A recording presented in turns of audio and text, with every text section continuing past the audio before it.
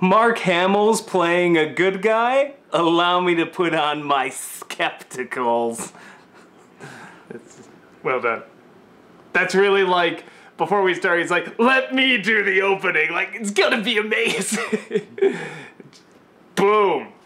Maybe you do need the sweater back. Why are you so mean to me? I'll tell you why. Because the improper use of machinery could lead to utter catastrophe, as the code says. That's not really much of one, is it? Until we find out, like, 12 episodes later, it's like, oh my god, that's what it meant. This is Into the Bunker. Redemption for Wendy. Yeah, I was gonna say, sort of the rest in peace Wendy romance, which... Thank God. It's pretty welcoming, and but... it worked. It actually was a really good episode. Yeah, So, we're done. We don't need to go back. My favorite was when she's like, hey, I wrestled myself. That was awkward. And I'm like, well, that'll get Rule 34. It already has. Probably. I'm sure there's, like, pictures of, like, her and Dipper kissing. My absolute favorite is when Dipper comes up and the two of them are wrestling, and I almost wanted to say, wow, this is hot. Not as creepy as your internet search history, no. Dipper. He should have said something like, this is usually where I wake up. I was just watching that unfold, and I'm like, oh, somebody's fan-ficced the crap out of this. So before this is Into the Bunker, they go to that tree with the stairs around it, and they find what they think is the author, but it turns out it's just Mark Hamill. Trade up. Yeah. It turns out that I love that the shape he took the form of was actually just off of the beans. And now we know who that six-finger glove belongs to because he mentioned it. Well, yeah, we know it's the author. Yeah. We do, but we still don't know who the author is. We don't know who he is, but we know that glove, because we were looking at that earlier, where it's like the six-finger glove, and we're like, what's up with that? And it's the author's. So. Well, and the hand on the journal obviously has 6 fingers, too. So all that stuff. Oh, it does? I never noticed that. You fucking lie. No, actually, I really never did. It's impossible not to notice that. I was looking at the numbers. I told you I'm not in it for the mystery, I'm in it for the jokes. But you can count! Look, it's very simple. 4 stones, 4 crates. 0 stones, 0 crates! Extra points whoever gets that. It's the 5th element. Yeah, you can count there! 5 elements, 5. Okay. What was I gonna say? Okay, so yeah, you have this episode where... You know what, Doug? Don't hate me because I'm having fun, okay? Or I'll bring up the fact that you hate Waddles again. They're already ripping you a new one. I don't hate Waddles. I got enough bullshit with Monsters University. I saw 80s movies too, and that's why I liked it. I'll tell you what, we'll end this now, since everybody... I stepped on your foot on purpose. Why aren't you wearing shoes? Because it's my house. Are you a fucking hobbit? Maybe.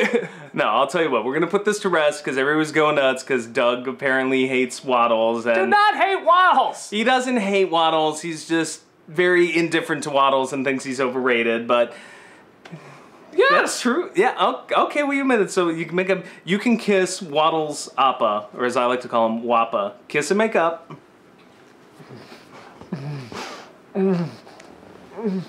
Fanfic that. Okay, enough. Wow!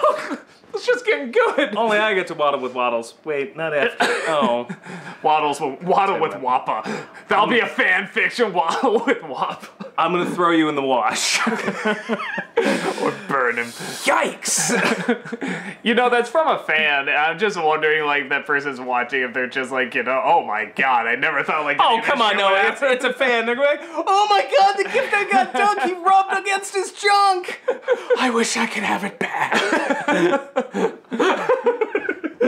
So, wow, we got off track. Yeah, anywho, so Sweater Watch, or as I'm officially calling it, Swatch. Today's episode was brought to you by the sweater Light Bulb. Click. Yes, and it lights up, and it was amazing. Yeah, it was. So, and we kind of explained everything, you know, Dipper and Wendy break up, you know, not really have together, to be whatever. together. Yeah, but, and that line about, like, really, I could hear all the things you're whispering. Yeah, did you think I couldn't hear that? His reaction was exactly mine, just, oh, dude. So, and I like the fact they play it, she's not quite, like, that dumb because like anyone should have picked up on this and stuff. But in my opinion, this has the most badass Wendy scene. It's one of my favorite scenes. It's when they're fighting each other. It says, "Give me a sign," and one smiles and winks, and the other does the lip thing. And I love that scene because she looks so determined, and for a second you really think the other one might be Wendy. You know, because she did just sort of change and do the wink, but then, like, when you see, like, just the badass, I'm like, that was pretty cool. Like, that's one of those scenes where, like, I remember somebody at a con was saying, like, you know, don't be too hard on Wendy. I'm like, oh, I'm not hard on Wendy. I say, actually, there's a really, I said one of my favorite scenes is in this upcoming episode, and they went, oh, you mean, like, they knew what it was, because it's such a badass scene. They just needed time for the character to develop. And also to figure out what they wanted to do with that whole romance. Yeah, I'm glad they wrapped it up. And it's one of those things where it's like, if this you can't episode, do something more honestly, with it, just I knock didn't it off. realize she was the lumberjack's daughter. No, neither did I. I had no clue. I wonder now if this is the her first time we whole revealed it. character makes sense. I'm like, huh. I mean, we did see, like, the family before, but we never saw, like, the dad, and now that I think about it, it's like, yeah, I wonder if, like, when we did see the dad, I was with the always family, wondering we why saw she the was dressed Lord. like a humberjack. Humberjack? Wow. Like Humperdinck. Okay, it's not like I've been looking up Wendy online or anything. No, I was always wondering why she was dressed up like a lumberjack. I'm keeping Wapo away from you. This is from me. You're the one abusing Wampa. You're the one looking up Dipper Goes to Taco Bell and Twincest. I didn't look any of that shit up. Bullshit. They came to me. Uh-huh. No, I had people on my Facebook were just like, Okay, oh my get god, to what you're it's talking Twincest. I was always wondering why she was dressed up like a lumberjack. Look, girls are dressed like, but I guess lumberjack-ish. They usually have red. Well, I thought it was like some sort of Portlandia thing or something. No, that was honestly my thought. Yeah, I mean, but now just... but it makes more sense this way.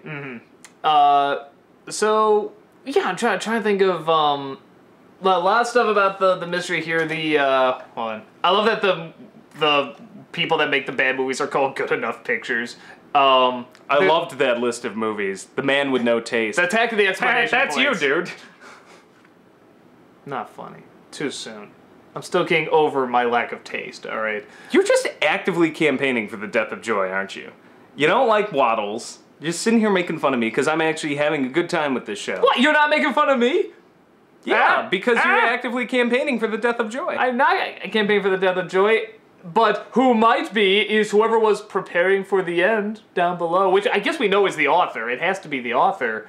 At one point he says, you know, I would think. No, at one point he says, you know, I get so sick and tired. It's the first time in a long time I've seen someone that's not mole people. So it's like, we could see mole people.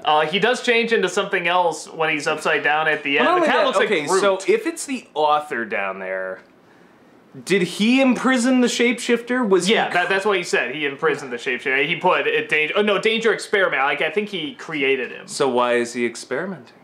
We don't know. To fight off whatever the end is nigh? Yeah, we know it's going to be like Yeah. years and years. Was it like 60 years, something like that? I did say the prepared. one joke that I thought maybe for a second they were going to go there because his office, like down there, his control room looks similar to the one Grunkle Stan has. I thought for a second it was going to be this long backdoor way into Grunkle Stan's secret room. That would have been funny. Like that Grunkle Stan wasn't aware of. Like maybe somebody else built it. I have a theory. I'm sure I'm not the first one to think this. I have a theory that somehow the author is Stan. Because he did have the glove with the 6 fingers. I mean, he does know how to operate all that stuff. I don't know what had happened to the 6 fingers. be. But at the same could time... have had surgery. But the guy also said, I've waited 30 years. It's been 30 years since I've seen anyone. So that would also explain, again, the 30 years with Stan. So would that be Stan's trying to figure out the mysteries himself, and that's why he's writing the books? Maybe, or just he was trying to do... But why did he lose? But then why did he lose the third one, and then was just like, oh my god, it's back, and try to reactivate all the... I don't know. I mean, it's something must have happened. He got in a fight with whatever he was against. I mean, I don't know. That's my theory for now. The briefcase, which we see a lot of in the future here, it says property of F. At the top of my head, I can't think of any characters. Frunkle Stan. Frunkle Stan, yes. Got it. The only other one I can think of that I guess, I don't think it's giving away too much yet, but the, McGucket would be my only other guess, but it's like, I think that'd be too obvious, because they make him an inventor and so on and so forth. So I don't know. That's the only guess I have now. about who the author is, but I don't know what would happen with the six. Bringing up Grunkle Stan's office, I forgot to mention this last episode. You know what I found the most cutest thing of all? The picture. Yeah, is that in his super secret, dark, scientific-y, like, office where, you know, he's got the Stargate, all of this stuff, and he's got the little picture of Mabel and Dipper there. Yeah, I really like that's that just so cute. Well, I like it. Really shows how much they've rubbed off on me. I love that the last episode of last season where they're driving off. It's like you really see the impact the kids have had on him, which I really like. And again, Mabel and Seuss, the unsung heroes. Like, we wouldn't have had this wrap-up with this romance that was going nowhere if it weren't for Mabel. Yeah, Seuss, I'm sure, played a part. She shoved Dipper in the closet, which is its own fanfic, I'm sure. But, Dipper in the closet. Dipper in the closet goes to Taco Bell. Dipper in the Taco Bell closet. So, and then at the very end, again, the teamwork. Because, like, Wendy and Dipper were fighting it off, but then Seuss and Mabel froze the monster. Yeah. Which, by the way, my favorite scene, just like, remember that the last thing your last words or thing you'll see will be this, and he like freezes like, ah! And then Seuss is like, have fun trying to get to sleep tonight. That's a great scene, by the way.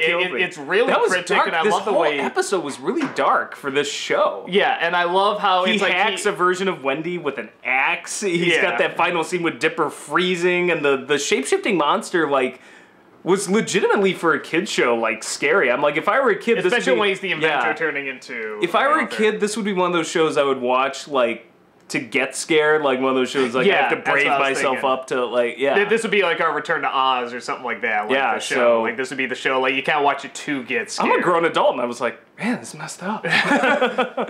So, yeah, good episode, and we'll just see you in the next one. Why you gotta hate? Why you gotta hate?